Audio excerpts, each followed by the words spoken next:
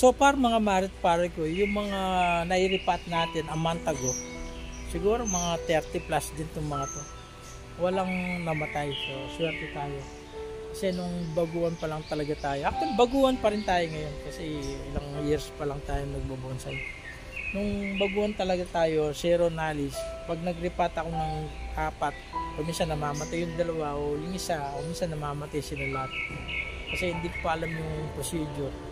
Pero sa dami ng nairipat kong bonsai mga marit-pari ko, natuto din tayo.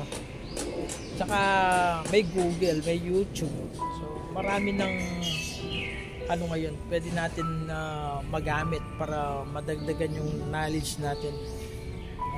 Hindi lang sa pagbobonsai, kahit sa ibang larangan. Hindi katulad dati, pag gusto mong research, madagdagan yung knowledge mo, encyclopedia ka lang. Pero ngayon, dahil sa YouTube, sa Google, sa internet, tapos may AI pa, talagang panalo tayo ngayon. So, ayan mga mariparte. Papagita ko lang sa inyo. So, pagkatapos nyan, pag talagang fully recovered na sila, i-trim natin, tapos i-wire natin. Yung iba naman, i-unwire natin, tapos i-wire natin yung iba. Ayan. Actually, puro mga halos yung mga bonsai dito, puro ficus mga maripare. Red baliti, tsaka iba't yung klaseng ficus. Tapos nasa ilalim tayo ng puno ng jackfruit. Mamaya kukuha tayo, magagata tayo. Sarap yan sa gata mga maripare ko. O yan. Tuloy, matatanda na itong mga halaman na to mga maripare ko.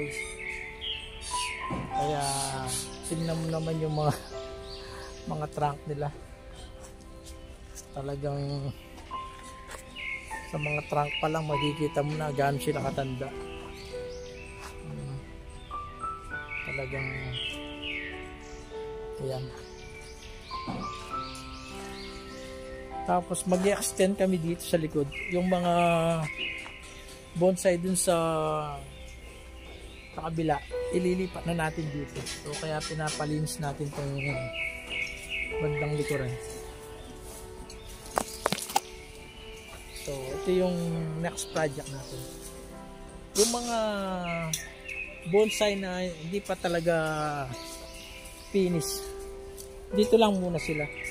Tapos yung mga naka-stand, yung mga finish na, tatanggalin natin yung ibang hindi pa masyadong finish dito, bababa natin. Tapos yung finish dun sa kabila, ililipat natin dito. Ayan.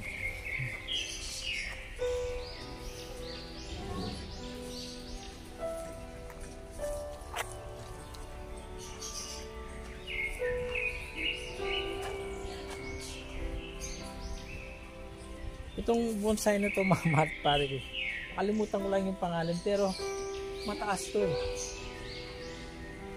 Kaso yung alaga naming pusa, kada umaga kinakalimut niya yung trunk dito. So nabalatan, namatay yung ibabaw. Buti na lang medyo nagkaroon siya ng sanga dito. Ito na lang yung i-develop natin sa baba. Ewan ko, baka tanggalin ko na rin sa baba. Balak sana dati daw yung isang tatlong trunk, isa dito, isa dito. So tinanggal ko na rin. So dito na lang tayo magpo-focus.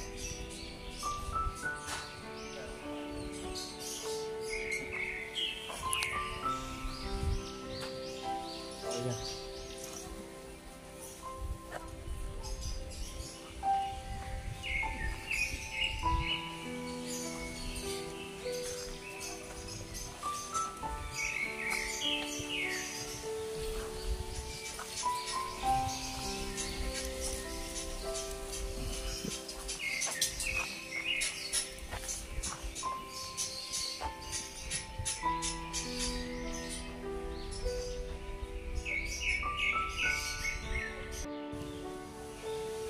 So mga marit pare ko, keep on watching at huwag kalimutan ni-like, share, subscribe yung channel natin.